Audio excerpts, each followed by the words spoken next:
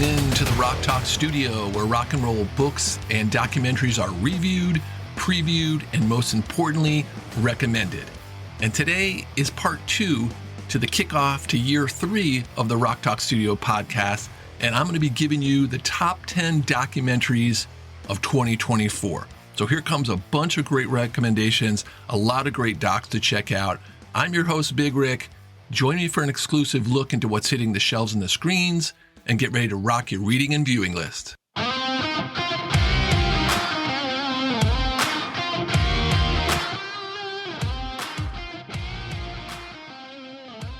All right, let's get show started with the first pick, number 10. And number 10 goes to Art Dealers, the documentary from the band Low Cut Connie. Leaving it all on stage is what this Philly band Low Cut Connie is all about. I don't know if you've ever seen them, but this doc leans heavy into a few live club shows where there was a ton of sweat, grit, and pedal down in your face rock and roll. Not only do you get a feel for this band's commitment to its audience and their over-the-top live show, the director, first-time filmmaker Roy Power, and co-director, lead singer, and band leader Adam Weiner give you a few minutes here and there on each band member, and it's a nice little touch. It exposes what motivates them to be in the band, and it fills out their backstory. But the real story and the focus of this doc is on Adam Weiner and how and why he put this band together and what drives him. He's a pretty low-key guy off stage, but once he starts performing, he transforms into a powerhouse, do whatever it takes type of frontman that delivers an unforgettable show. And you get a lot of that in this documentary. Number 10 documentary of the year, Art Dealers by Low Cut Connie. Who has the number 9 spot? The number 9 spot goes to an iconic rock and roll guitarist, Carlos Santana. This doc took the heavy rhythms of Carlos Santana's music and used it to drive the telling of Santana's life, which, with his narration, adds a personal touch to the story. Highlights include some high-level concert moments. Of course, the Woodstock set gets a thorough look and retelling, and some decent archival photos of his upbringing are also included.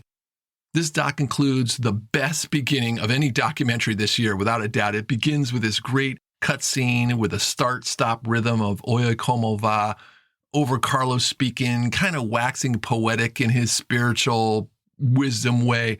Carlos Santana, or the documentary Santana, number 9.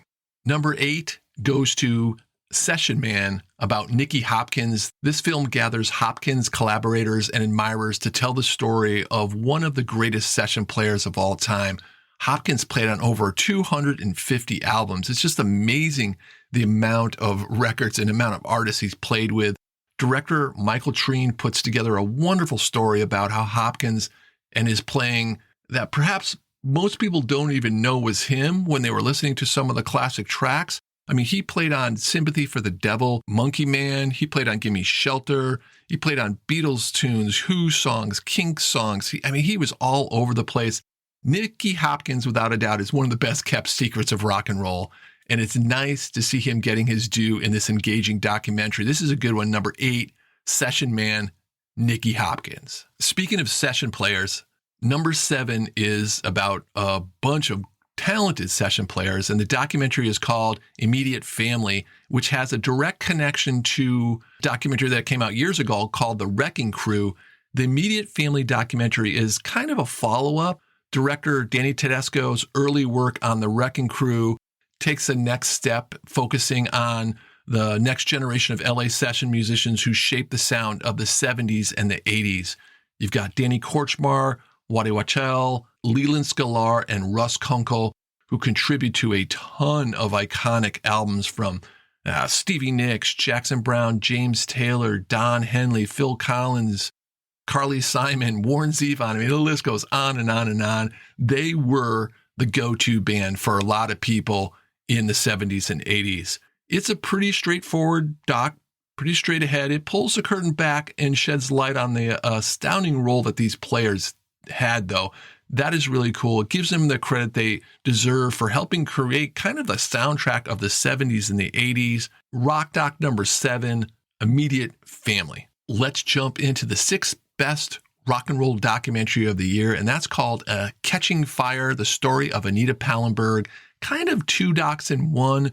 There are 2 distinct narratives in this documentary. There's Anita Pallenberg's early magnetic charm and her rise to fame, and then there's the darker, tragic decline fueled by her drug addiction. The doc uses excerpts from Pallenberg's unpublished autobiography as narration. It's read by Scarlett Johansson. Pallenberg's relationship with Brian Jones is deeply explored in this, as is her relationship with that other Stone, Keith Richards. To me, this is the highlight of this documentary. Keith offers very honest reflections of the chaos of their drug-fueled days, shedding light on his intense party lifestyle and the impact it had on Pallenberg and their family.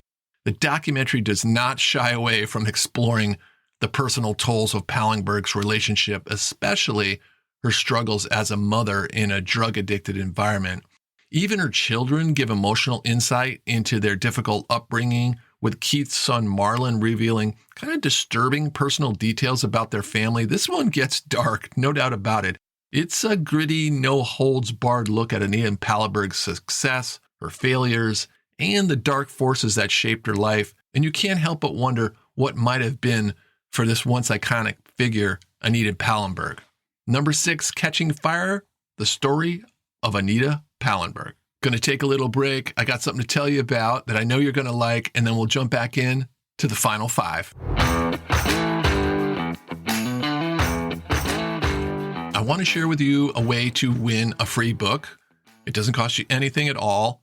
And the book is one of the top 5 books of the year. If you want to hear about the top 10 books of the year, that podcast came out a couple of days ago, so it's right there fresh in the archives. But the number 2 book of the year went to Robin Hitchcock for his memoir, 1967, How I Got There and Why I Never Left. And I guarantee you, it is the most unique rock and roll memoir you'll probably ever read. This thing is incredible, very quirky, very well done, very heartfelt. I can't say enough about this book, but I want to give it to someone who I feel is really going to enjoy it. So all those Robin Hitchcock fans out there, all you people who want to read a really interesting book from last year, all you have to do to get in the drawing for this book is sign up for the Rock Talk Studio Blast.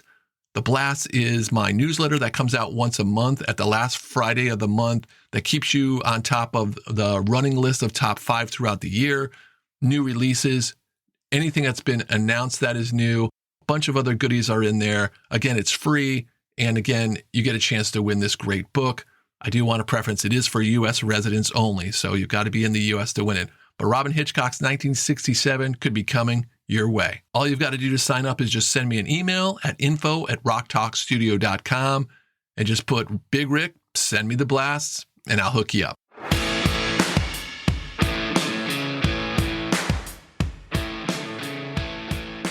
Time to jump into the final 5 here, the top 5 rock and roll documentaries of 2024. And we're going to put number 5 with The Beatles, 64, the new documentary that just came out at the end of the year. This doc kicks off by setting the stage for the Beatles' arrival at a pivotal moment in the United States history, just after Kennedy's assassination, and it offers a glimpse of how their youthful joy was so needed in America at that time. It's a cultural game changer.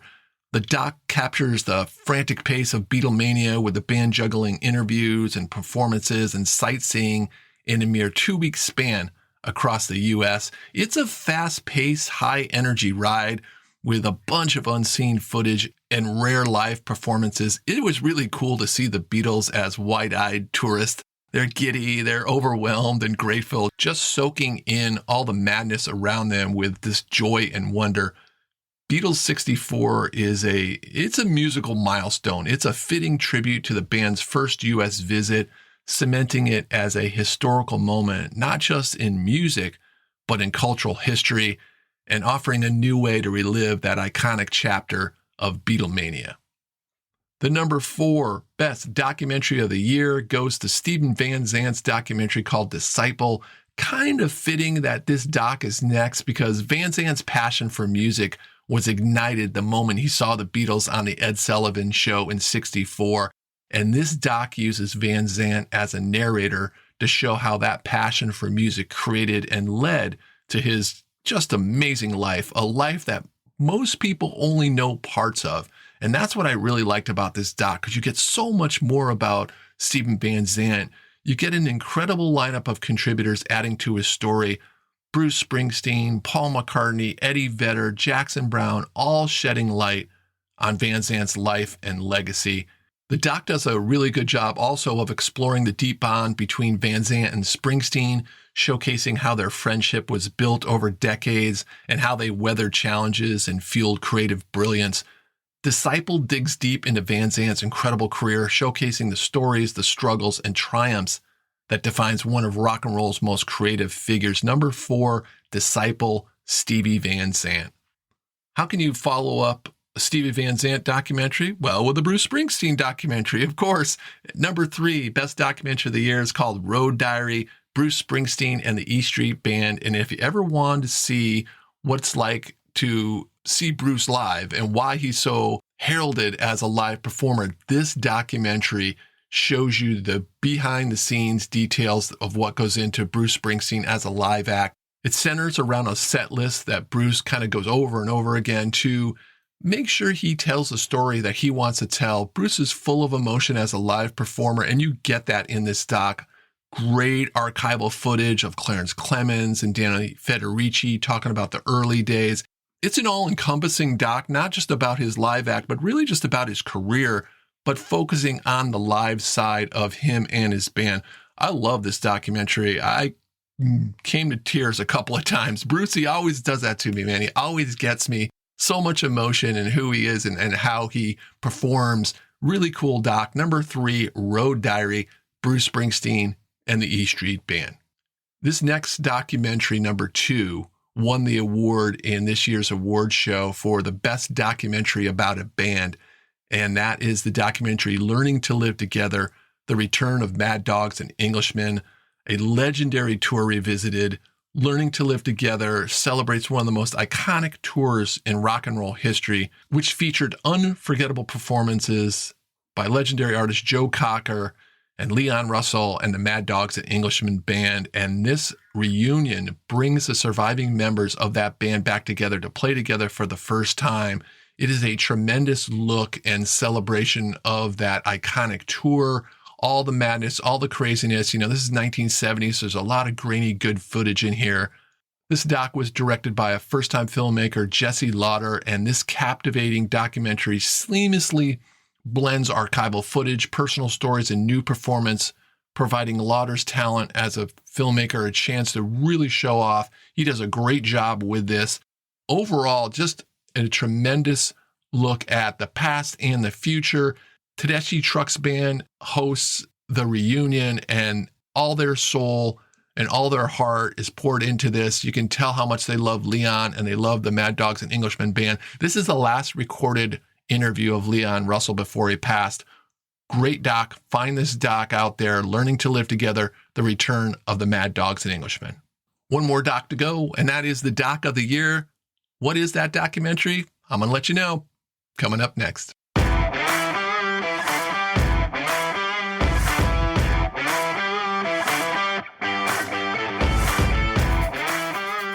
Before I let you know which is the best documentary of 2024, I do want to let you know about what I feel is the best newsletter about the Allman Brothers Band, and it's called Long Live the ABB.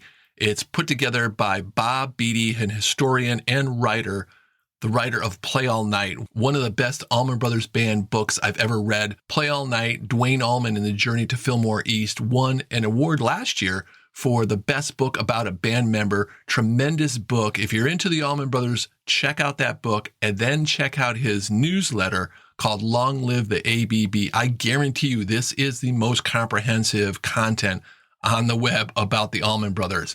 If you're into newsletters, this is a great one to check out. Long Live the ABB. Time for the number 1 documentary in 2024. And the number 1 documentary is Revival 69, the concert that rocked the world. This is about a concert that took place in Toronto that was put together by 2 young promoters. They were 23 years old, and they put this concert together by bringing Chuck Berry, Little Richard, Jerry Lee Lewis, Gene Vincent, and Bo Diddley. And they combined that with a couple more modern acts for the time. Remember, this was 1969. Alice Cooper, before his face paint and elaborate stage show, and the Doors. And this was the first concert for the Doors right after Jim Morrison got arrested for alleged exposure in Miami. And they were a couple of weeks before the show and they weren't selling any tickets. So what did they do? They reached out to a local motorcycle gang and borrowed a bunch of money. And that is just the beginning of this crazy story that is really so well documented. Not only is this story documented, but the live performances, the film that they got from this by D.A. Pennebaker, who did the famous Dylan film, Don't Look Back. The live shots are incredible. The performances are incredible. And that's just the beginning of the story, as they just couldn't sell any tickets for so long that they had to reach out for help to LA scenester Rodney Bingingham and infamous director Kim Fowley to try to get them some promotion for the show. That didn't work either. So their last minute, they called John Lennon and asked him to come by and MC the show. Lennon said, "No, I'm not going to MC, but I do want to play." This was the first time John Lennon played a concert without the Beatles, and you can imagine what that did to ticket sales. Incredible documentary. Geddy Lee was in the audience with his friends. They skipped school, took acid, came to the show. He's in the documentary talking about his experience. This is a wonderful doc. I was really just blown away by how many great different layers are and how the story progressed through this documentary. Can't say enough about it, but I can say it is my favorite and number one documentary of 2024, Revival 69.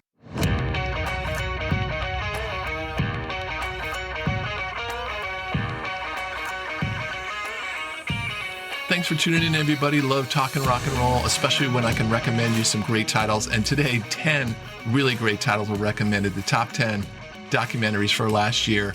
Going to start next week with the first Spotlight title of the year. And that title is going to go to a book about the band REM. All right, tear it down, pack it up, and head on down the road. We'll see you next time in the Rock Talk studio.